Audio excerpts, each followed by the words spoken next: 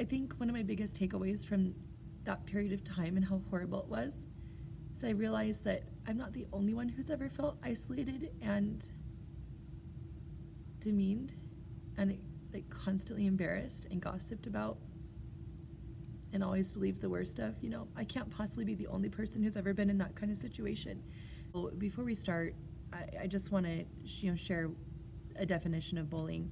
So whether it's personal or in the workplace, it's when someone seeks to harm or intimidate or coerce someone else that they perceive as vulnerable, oppress, tyrannize, torment, intimidate. It's with intention and it's regular. I was just reading the definition off my phone. I am not a licensed professional. I am a person.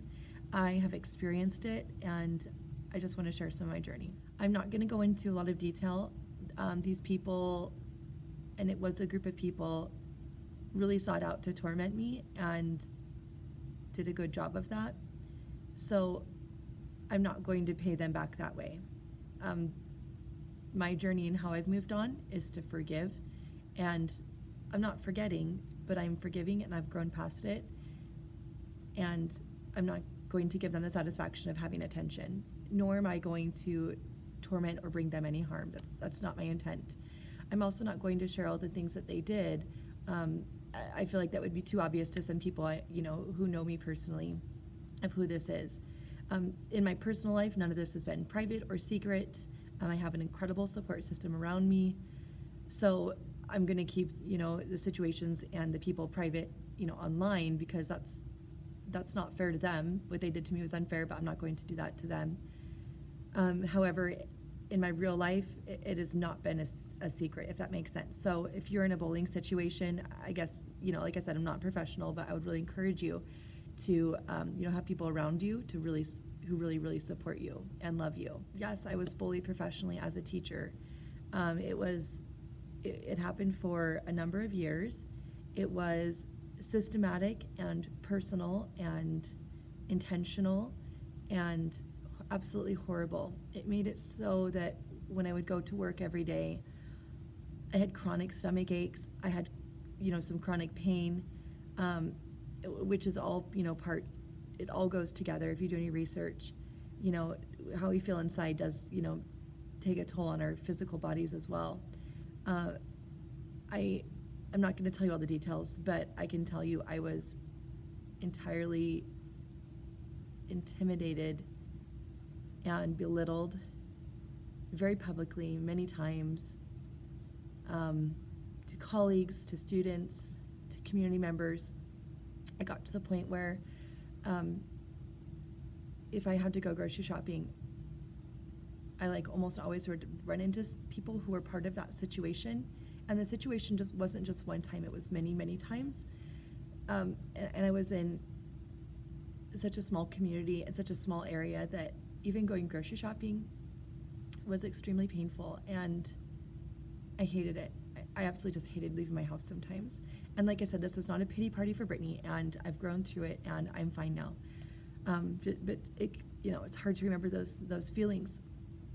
And going to work every day, I would just kind of go to work and close my door and just pray that those people, I wouldn't have to see them that day, or just get sick to my stomach when I'd open up my emails because I didn't know what was going to be in there. It came to a point where regularly I could count on when it would come. I remember I was visiting some in-laws, and I was so sick to my stomach thinking that I was going to get some of this bullying and intimidation that I would usually get, because it was around that same time that I usually do. And I know I'm being vague, and it's on purpose, because I'm not going to expose someone. I'm not going to do that. So I know this is vague, but anyways, my point is I was enjoying Christmas with in-laws, and I was so sick over anticipating that this bullying and antagonizing would come, and it did. And one of the days for our Christmas vacation that I was spending with my family, I just was so sick to my stomach. Instantly, it felt like I had the flu. I just had to go to bed early and lock myself in the room so that they wouldn't all see me crying, which I think is so stupid because I'm a very strong, confident woman, and I've always prided myself in that. And I do have amazing support, and through it, I had amazing support. I had family and friends who loved me and knew me, would constantly remind me of the truth of who I was, my character. I will say this, I walked into a situation, an environment where before people even knew me, my reputation was absolutely tarnished. My integrity was dragged through the mud for no reason because other people were jealous. And it's really ugly what people can do out of jealousy. And it was absolutely awful. So I walked into a situation where thousands of people thought horrible things of me. And nothing I ever did could be right because they didn't give me the benefit of the doubt. And that's really hard because I really pride myself on being a woman of character and integrity. So, I had my husband, my parents, my siblings. I had a couple of friends in that situation who really did, take the time to know me. And they even told me, like, wow, those things that were said or those things that, that are being spread and talked about regularly, like, that's not you at all. And I really appreciated them. But it's just hard to quantify the toll that kind of intimidation and systematic demeaning can take on a person. It's one of my favorite tools that is part of the championeer system, the social emotional education, is to shake off a lie and replace it with the truth. So I would just constantly have to shake off, things that people would say or dirty looks because rumors are going around and things are being said. And I would just constantly have to remind myself what's true.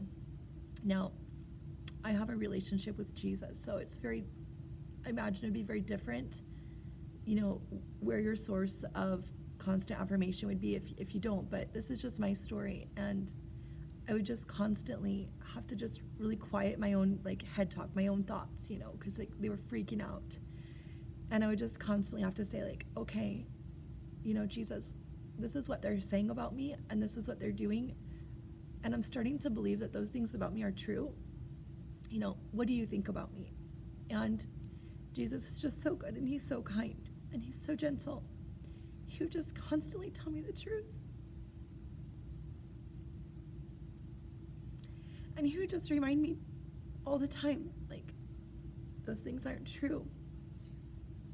I made you kind. I made you generous. I made you lovely. Those things that other people are saying and doing, that's not who you are. And I know who you are better than anybody else. And that's kind of what got me through. Now I'm in a fantastic place where when I come to work, I have a lightness in my heart. I feel excited in the morning to get up and come. I've loved my students everywhere I've been. But now when I walk through the doors at my school, I know that I'm going to be greeted by smiles, by friends who believe the best in me, even if I make a mistake. They shrug it off and they say, oh, you know what, she was just doing the best she could. She was trying. And I can't tell you how amazing that is.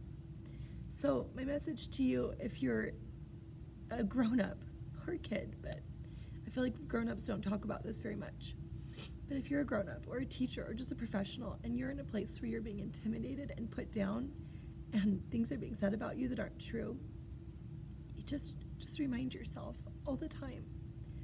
If you have a relationship with Jesus, that's an awesome spot to start. Just ask him what he thinks of you. If you don't, surround yourself with family and friends who can help remind you and help you just shake off those lies. Yeah, it's hard. And, when I think about those people, from time to time, I do get a pit in my stomach, but it's not the same. It's gotten better, I really had to distance myself from them, just physically not be around them anymore. And it's gotten so much better. You guys, this year I was voted Teacher of the Year by my colleagues. I could never imagine something like that happening in other places I've been. That's such a huge honor. Two things I've learned on the other side now that I've been able to give myself some distance is we have to give forgiveness, and you have to let go of bitterness. I notice that, from time to time when I think of, these people, these situations, sometimes I still do get a pit in my stomach because it was just so all-encompassing and so demeaning. But I've forgiven them, and I refuse to hold on to bitterness, because then it's the same cycle just repeating over and over again in me, and that's not okay. And anytime I think of the situations, those times, those people, I just constantly give forgiveness, even if I don't feel like it. Was it okay or right or fair that they said and did things to isolate me and, belittle me? Absolutely not. And anytime it tries to creep up and hurt again, I just remind myself that those things are not true. I replace it with the things that are true. And I've heard this like in psychologists and counselors before, like that you can forgive with your mind before your heart totally forgives, but your heart will catch up. So I just keep forgiving and it's gotten so much better and so much easier. And then that yuck doesn't stay on me as long. When those feelings come up, I release them, I forgive, and I move on with my day, and I have a great day. Whereas before, I was just like covered in it all the time. I had a really hard time escaping from that, like, not emotional heavy cloud, but from the people and the situations. I couldn't even go grocery shopping, you guys, without. It was so widespread. I was so affected. It was just so nasty. Anyways, that was the first thing I had to grow through, is giving forgiveness and letting go, not holding on to bitterness. And the second thing is, it's just become so much a part of who I am to seek out those other people in my staff, in kids, colleagues that maybe are feeling isolated or not connected, because I've been there. And I'm not just talking about like, oh, I don't have friends. I'm talking about like people being mean girls, mean people, mean guys, like just mean. So I've really made it a point to seek out those people and befriend them. And, going back to like, who I was in high school and college, that's me. And that was, people tried to take that away from me, but that is who I am. And now more than ever, I have that, fire inside of me to like, go befriend the person who doesn't have friends. Go be kind to the person who isn't used to being, treated with kindness and respect. And really connect with people in a real way, so that people feel connected, feel valued, feel heard, feel like they're part of a community, that they have a friend. I've heard so many psychologists and counselors say that, people can go through almost anything if they feel like they have a true friend, to support them. And, I hope that I am that for some people. In conclusion, this video has been very different than Teacher Outfits of the Week. I know. It might not be very popular. If I get 5 views or 5 million, I guess I don't really care. I just hope that this message of hope and that it gets better reaches someone who really needs to hear it. So if it's you, I'm glad you're here.